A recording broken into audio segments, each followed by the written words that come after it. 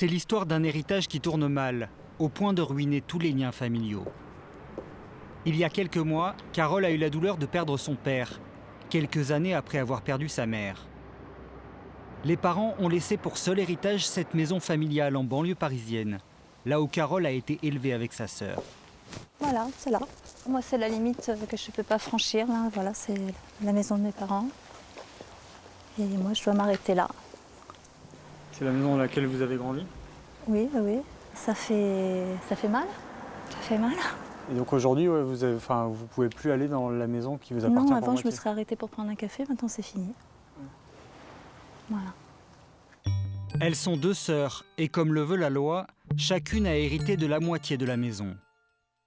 Mais elles n'arrivent pas à se mettre d'accord. Alors aujourd'hui, la guerre est déclarée. Elle m'appartient en partie, mais l'affaire n'est pas jugée. J'ai reçu un avis de ma sœur qui m'interdit de pénétrer dans cette maison. Je n'y rentrerai pas. Non, non, je veux pas d'ennui. Qu'est-ce que votre sœur vous interdisait en gros? De pénétrer dans son domicile privé. Les deux sœurs ont pourtant vécu une enfance des plus heureuses dans cette demeure familiale. Mais après la mort des parents, l'atmosphère a radicalement changé. Désormais, elles ne s'adressent plus la parole. C'est la justice qui va s'occuper de leurs affaires. Tout se fait par avocat interposé. Qu'il faut Alors c'est toute une démarche que je connaissais pas auparavant, que j'apprends petit à petit. Hein. Alors pour l'instant, on a des audiences de mise en l'état où chacun communique ses pièces. Et on en est à la 3e, 4e, 5e, je les compte même plus. Un héritage qui déchaîne les rancœurs familiales. Voilà une histoire malheureusement bien banale. Aujourd'hui, on hérite en moyenne à l'âge de 52 ans d'un patrimoine de 34 000 €. Mais qu'il s'agisse de petites sommes ou de fortunes, l'appât du gain et les jalousies font souvent céder les digues familiales. Car dans les successions, certains agissent comme si tous les coups étaient permis.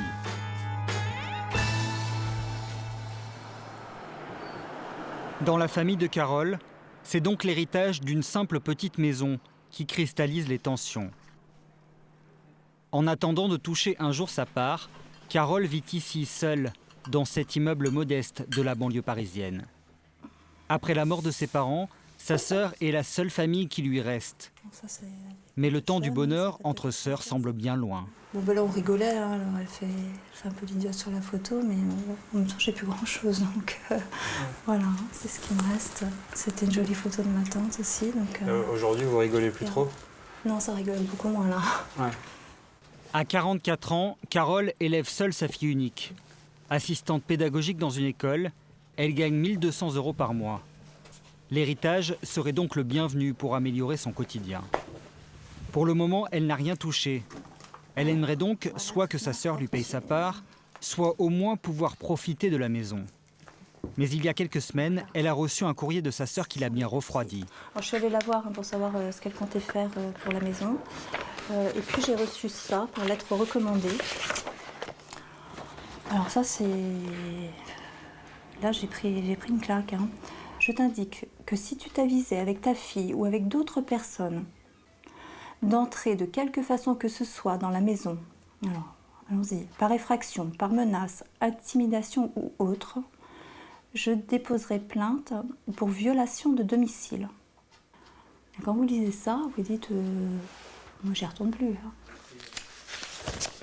Carole ne peut pas faire grand-chose, car sa sœur a toujours habité dans cette maison. Légalement, c'est donc son domicile. Elle a le droit de lui en interdire l'accès. Alors pour sortir de l'impasse, Carole a proposé à sa sœur de lui vendre sa part. Mais encore faut-il se mettre d'accord sur le prix. Voilà, alors ça c'est l'estimation que j'ai reçue. Déjà quand j'ai reçu ça, je me suis demandé si c'était une plaisanterie. Sa sœur évalue la maison à 180 000 €, un prix 50% en dessous de sa valeur réelle selon Carole. Elle a donc décidé de passer à la vitesse supérieure. Plus question de discuter. Elle veut désormais porter l'affaire en justice. Elle a donc pris rendez-vous avec un avocat.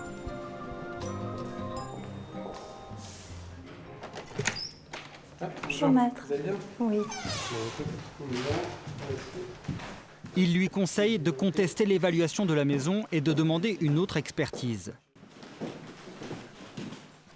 Mais pour le moment, la sœur de Carole empêche toujours l'accès au terrain. Une tactique faite pour gagner du temps, selon l'avocat. Oui, pas de souci. Sa conduite qui fait qu'elle bloque tout accès à la maison fait notamment qu'on ne peut pas l'expertiser, qu'on ne peut pas avoir une idée précise de sa valeur, qu'on ne peut pas non plus vérifier son état. Et donc ça, si vous voulez, ça bloque effectivement les opérations de négociation dans le cadre d'un partage amiable, par exemple. Et là, effectivement, on touche quand même à la limite de son droit, si vous voulez. C'est-à-dire que le fait de bloquer tout accès, d'interdire toute avancée dans un éventuel partage amiable, ça, effectivement, c'est quelque chose qui, à mon sens, peut dégénérer en abus. Face à elle, la sœur de Carole campe sur ses positions. Il y a donc toutes les chances que le litige soit tranché par un juge et que cela dure des années. Donc écoutez, je vous tiens informé et puis on voit pour la suite très rapidement. C'est souvent le cas dans les successions. Bonne fin de journée, au revoir. Mais cela ne décourage pas les héritiers potentiels, prêts à se lancer dans des combats sans fin pour récupérer leur part. Une affaire d'honneur autant qu'une affaire d'argent. Voici l'histoire d'un homme qui a toujours préféré vivre en harmonie avec la nature plutôt qu'en compagnie des humains. Joseph Pellat a toujours habité seul, dans ce décor sauvage, au milieu des montagnes des Pyrénées. Un agriculteur qui passait son temps à s'occuper de ses champs, ce vaste terrain de 10 000 mètres carrés. Dans le village où il vivait de Lamarque-Pontac, près de Lourdes, Joseph a toujours été discret. Un solitaire mort il y a 3 ans, à 59 ans.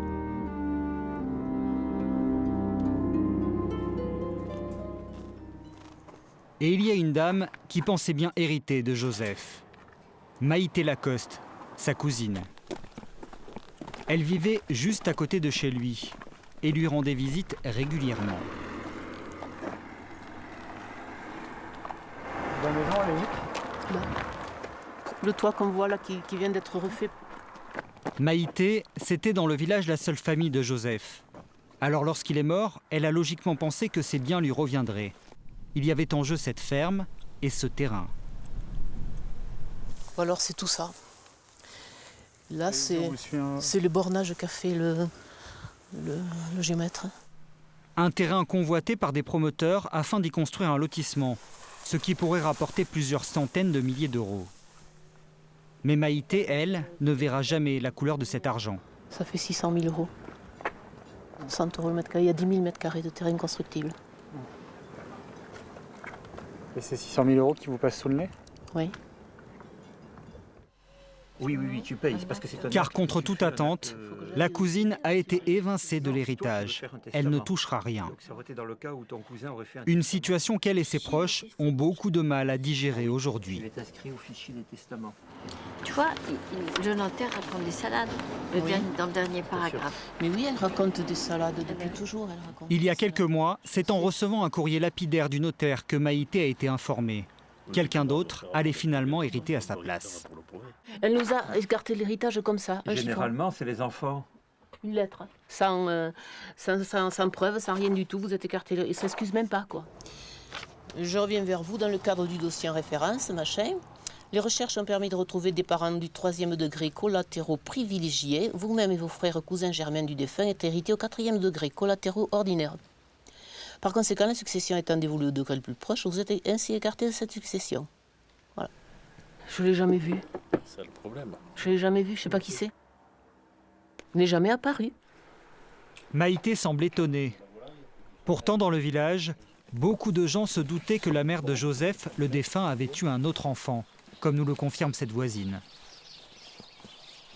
On avait entendu vaguement parler qu'il avait une demi-sœur. Elle avait 20 ans, elle s'est mariée à l'âge de 20 ans. Donc ils avaient 20 ans d'écart entre la sœur, entre frères et sœurs, quoi. Ils avaient 20 ans d'écart. Une rumeur parvenue jusqu'aux oreilles de la notaire. Alors avant d'attribuer l'héritage, elle a voulu vérifier l'affaire en faisant appel à un cabinet de généalogistes. Et c'est là, dans ces bureaux parisiens, que tout s'est joué. Ici travaillent des chercheurs spécialisés dans les successions. Guillaume Rohering dirige cette étude. lorsqu'une enquête, un dossier commence, une fois qu'on a le dossier du notaire, on le donne à des équipes de géologistes qui vont s'occuper d'établir, venez voir, vous voyez, excusez-moi, des tableaux géologiques comme ça, qu'on porte sur une partition de musique, c'est une vraie partition musicale, et donc par rapport à ça, on part du défunt et après on va rechercher les héritiers. Pour retrouver la trace de la mystérieuse demi-sœur, ils s'y sont donc pris méthodiquement. Un travail d'enquête digne d'un détective. Donc par rapport à ça, on a après établi un tableau géologique. Donc le défunt, il est là. Après, vous avez ici le père et la mère. Donc, on a consulté l'acte de naissance du père, on a consulté l'acte de naissance de la mère. Donc on se déplace, comment on fait concrètement? On se déplace dans les mairies, on se déplace dans les archives départementales et on consulte aussi notre fichier. Le jeu de piste démarre avec le nom de la mère de Joseph. À partir de celui-ci, ils écument les registres d'état civil autour du village et finissent par découvrir que la maman de Joseph a bien eu une fille, cette fameuse demi-sœur. Seulement, cette demi-sœur est décédée il y a quelques années. Mais il y a un rebondissement. Cette femme elle-même a eu une fille, partie faire sa vie en Suisse. C'est sur les bords du lac Léman que les chercheurs ont retrouvé sa trace. Une femme d'une 50aine d'années qui a donc vu l'année dernière l'héritage de Joseph tomber du ciel. Elle vit aujourd'hui dans ce cadre cossu et n'a pas souhaité nous répondre. Malgré les protestations des autres héritiers potentiels, elle a touché un petit pactole, car selon la loi française, elle est la seule héritière de Joseph Pellatte. Dans une succession, lorsqu'il n'y a ni testament ni enfant, c'est celui qui a le lien de parenté le plus proche qui emporte tout. Maïté Lacoste est la cousine germaine de Joseph, la petite-fille de ses grands-parents. Il y a donc 4 degrés d'écart entre eux. L'héritière suisse, elle, est la nièce de Joseph, la petite-fille de sa mère. Il y a donc 3 degrés d'écart, un de moins. C'est elle qui doit hériter. Mais je peux comprendre de temps en temps la rancœur ou l'amertume de certains héritiers, puisqu'ils se disent, voilà, finalement, nous, on connaissait notre cousin, apparemment c'est peut-être le cas dans ce dossier-là, et finalement, cette nièce ne s'est jamais occupée de son oncle et elle hérite. C'est la loi, donc elle ne peut rien faire. Elle peut en vouloir à la loi, peut-être, mais malheureusement, elle ne peut strictement rien faire. Il n'y a pas de recours possible pour elle. Si la loi est incontestable, Maïté Lacoste a beaucoup de mal à l'accepter. Elle n'admet toujours pas d'avoir été doublée par une femme qui vit loin d'ici. Quand tu changes d'avocat? Je ne comprends pas que quelqu'un qui n'est jamais apparu puisse hériter de la totalité des biens de mes grands-parents en propre. Mais c'est la loi, ça, madame, non? Ah, vous trouvez ça normal? Mais est-ce que vous admettez que c'est la loi Non. et que... Je suis pas d'accord. Vous êtes d'accord avec quoi? Non. Avec ce qui a été décidé? Non, oui. Non, je suis pas d'accord. Ah, ils doivent bien rigoler, hein. Ils sont en Suisse, au fin fond de la Suisse. Mais je ne laisserai pas tomber. Malheureusement pour elle, son affaire semble difficilement défendable. Elle risque d'avoir du mal à se faire entendre. Dans les successions, plus l'héritage est gros, plus les héritiers potentiels sont tenaces. C'est le cas notamment dans une affaire qui dure depuis maintenant 12 ans, théâtre d'une lutte familiale sans merci. Un héritage à plusieurs millions d'euros d'un homme qui est un monument de la chanson française. Il revient à ma mémoire des souvenirs familiers. Je revois ma blouse noire lorsque j'étais écolier. Charles Trenet, 50 ans de carrière, près de 1000 chansons et d'énormes succès populaires qui continuent encore aujourd'hui à générer de l'argent. D'autrefois, douce France, cher pays de mon enfance. Des airs bien connus que toutes les générations sont capables de fredonner. Il y a de la joie, bonjour, bonjour les hirondelles, il y a de la joie, dans le ciel par-dessus le toit. À sa mort en 2001, c'est un patrimoine bien garni qu'il laisse en héritage. 4 millions d'euros sur son compte, 2 villas à Aix-en-Provence et Antibes. Il y a aussi les revenus futurs de ses droits d'auteur. Les chansons jouées partout dans le monde rapportent en moyenne près de 400 000 euros par an aux héritiers, une confortable rente. Au centre de l'affaire, il y a cet homme qui porte l'urne funéraire à l'enterrement de Trenet en 2001. Georges El Assidi, son secrétaire particulier pendant 25 ans. Dans son testament, Trenet, qui n'avait pas d'enfant, lui a légué toute sa fortune. Viens là. 12 ans plus tard, Georges El Assidi n'a pourtant plus grand-chose. Pas bouger, attention. Chut. Pas bouger. Attends, venez ici. Allez, on y va, vite. Il vit en banlieue parisienne, dans un minuscule de pièces, avec pour le moment un revenu très faible.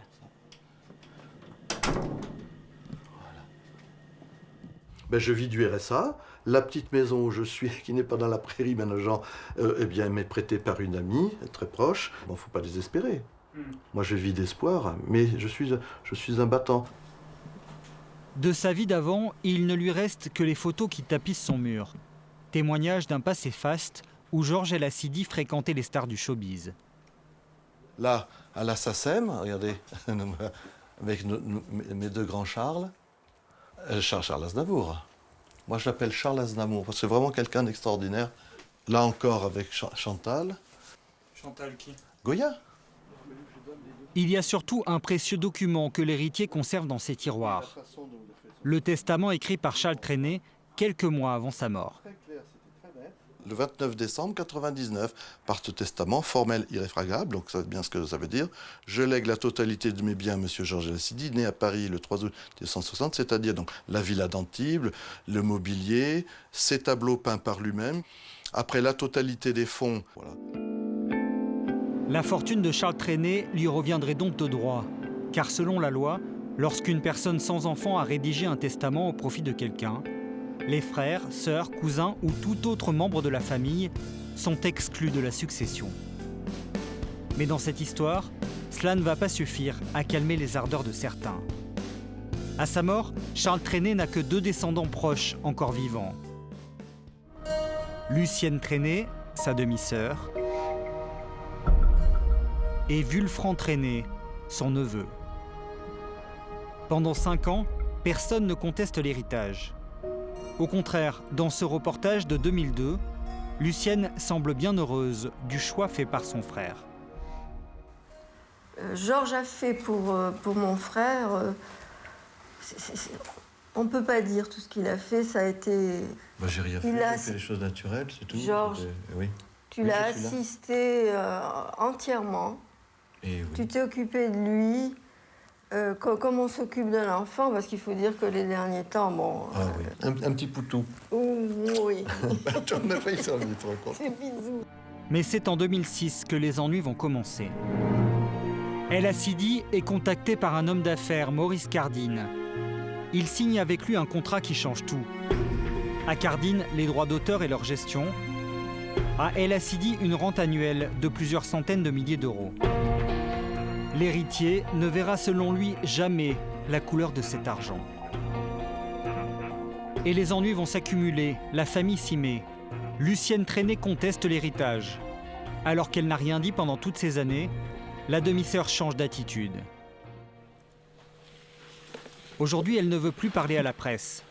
Son avocat Oleg Kowalski nous reçoit. Avec sa cliente, ils ont contesté l'héritage en se basant sur un argument massu. L'abus de faiblesse. En clair, Charles Trenet n'aurait pas signé son testament de son plein gré. Et pour preuve, l'avocat a entre autres recueilli le témoignage du photographe du chanteur. Je déclare avoir été témoin dans l'année 1919 lors d'un rendez-vous donné par M. Trenet chez lui. À mon arrivée à l'appartement de M. Trenet à Nogent, la scène avait commencé. M. Georges El Assidi a menacé M. Charles Trenet de ne plus s'occuper de lui et partir si M. Trenet Charles ne mettait pas le testament à son nom. Charles Trenet est parti en pleurs dans sa chambre. Je fus raccompagné par M. El Assidi à la porte de l'appartement. On trouve plusieurs témoignages de ce genre dans le dossier. L'avocat et sa cliente en sont persuadés. L'abus de faiblesse est constitué. Il insiste sur le fait que Charles Trenet était malade lorsqu'il a signé ce fameux testament. C'est une chose de léguer toute sa fortune à son employé. si ça se fait dans des conditions, je dirais, de transparence.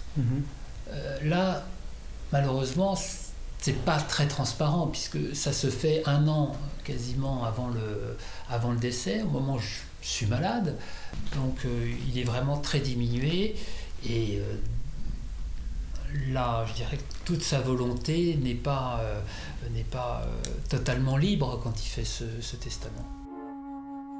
La demi-sœur de Charles Trenet attaque donc Georges Lacidier en justice pour abus de faiblesse, 6 ans après les faits.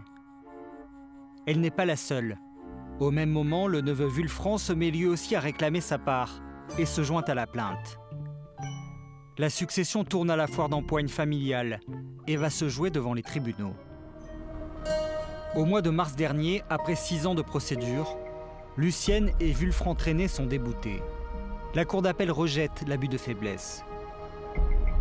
Pour le tribunal, qui s'appuie sur d'autres témoignages, Charles Trenet était bien en pleine possession de ses moyens lorsqu'il a signé. Il a donc fallu 12 ans pour valider définitivement ce fameux testament de Charles Trenet. Georges Lacidier a donc gagné une bataille, mais il n'a pas gagné la guerre. Devant les tribunaux, il espère maintenant récupérer l'argent des droits d'auteur qu'il dispute à l'homme d'affaires Cardine. Une bataille judiciaire sans fin pour un héritage qui tourne mal. Ce n'est quand même pas le cas dans toutes les successions. Il y a aussi des histoires qui finissent bien, sans que personne n'y trouve rien à redire. Après un long voyage qui l'a amené dans le nord de l'Italie, ce Français s'apprête à annoncer à un couple italien une triste nouvelle.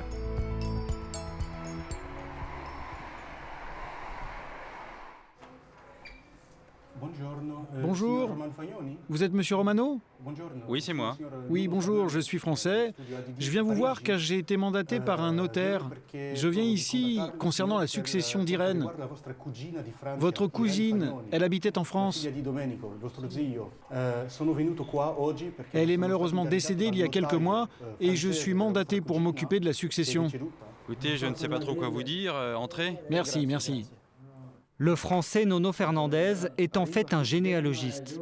Il est chargé avec l'un de ses collègues de retrouver les lointains cousins d'une vieille dame d'origine italienne qui a passé toute sa vie en Bretagne où elle est morte il y a peu. Sans enfant, elle a laissé 600 000 € en héritage. Et ce couple de cousins italiens qui ne l'avait pas vu depuis 20 ans va en percevoir une partie. Alors, vous allez toucher l'argent dans 10 à 12 mois. Une fois qu'on a signé ce papier, on envoie tout au notaire. Vous n'avez rien à faire. L'argent ira directement sur votre compte. Vous avez l'air étonnée, madame. Ah oui, oui, c'est vraiment une surprise pour nous. On ne s'attendait pas du tout à ça. Je ne pensais même pas que ça puisse arriver. Le couple touchera 30 000 € sans avoir rien demandé à personne. C'est un peu comme s'ils apprenaient qu'ils gagnaient au loto. Cet argent, ils ont bien l'intention d'en faire profiter leurs proches. À dire la vérité, vous savez, j'ai déjà tout ce qu'il me faut. J'ai 2 enfants, j'ai pu m'acheter ma maison, et ça me suffit. Je leur ferai cadeau à eux. Je préfère donner les choses que les garder pour moi. Et ce dénouement, personne dans la famille ne le conteste.